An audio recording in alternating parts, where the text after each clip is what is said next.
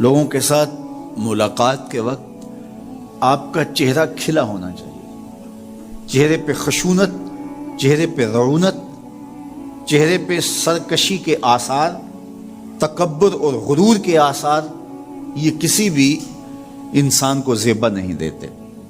تکبر صرف اللہ کی شان ہے، اور اس کے اسماء مبارکہ میں سے ایک اسم مبارک متکبر ہے۔ الکبریاء اور ردائی، کہا کبریائی میری چادر ہے، اور جو مجھ سے میری چادر چھیننا چاہے گا میں اس کو جہنم کی آگ میں ڈالوں گا۔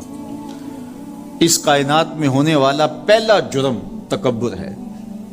جب ابلیس کو آدم علیہ السلام کے سامنے سجدہ کرنے کا حکم دیا گیا تو اس نے کہا کہ میں تو سجدہ نہیں کروں گا۔ ابا واستکبر وکان من الکافرین، اس نے انکار کیا بوجہ تکبر، اور تکبر رائی کے دانے کے برابر بھی اللہ کو پسند نہیں ہے۔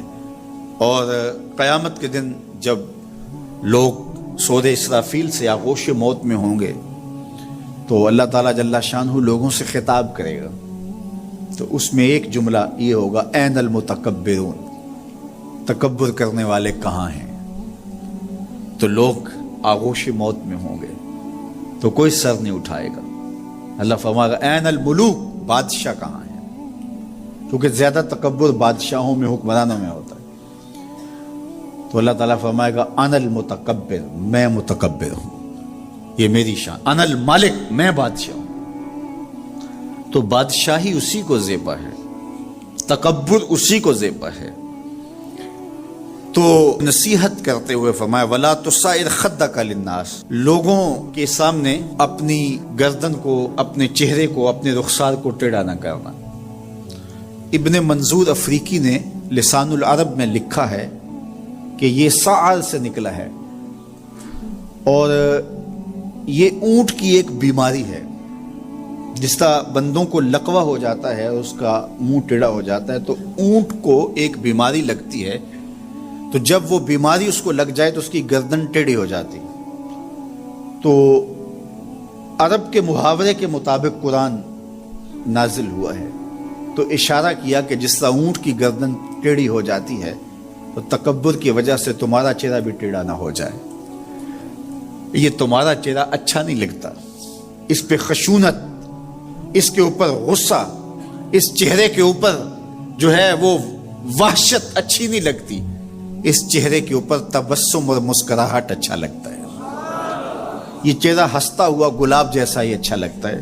تو اپنے رخسار کو ٹیڑھا نہ کرو، اپنے لہجوں کو خوبصورت بناؤ، آنے والے سے خندہ پیشانی سے ملو، اور لوگوں کے ساتھ تمہارے رویوں کی خوبصورتی تمہارے چہروں سے دکھائی دے۔ علامہ آلوسی کہتے ہیں کہ بعض کا بندہ کسی کے سامنے بچھ ہی جاتا ہے، عجز، عاجزی، انکساری، یہ انسانی وصف ہونے چاہیے، لیکن کسی کے لیے اس طرح انسان بس جھکتا ہی جائے کہ اس کی عزت نفس بھی باقی نہ رہے اور وہ احساس کمتری میں مبتلا ہو جائے، تو یہ بھی انسان کے لائق نہیں ہے۔